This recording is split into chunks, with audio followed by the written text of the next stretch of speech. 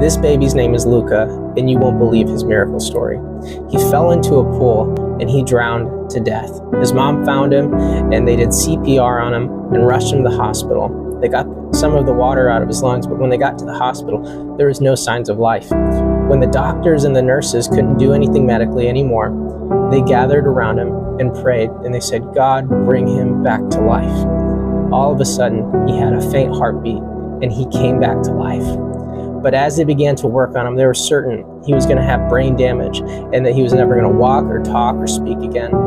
But sure enough, the Lord is faithful, because he opened his eyes, came out of his coma, and looked right at the doctor.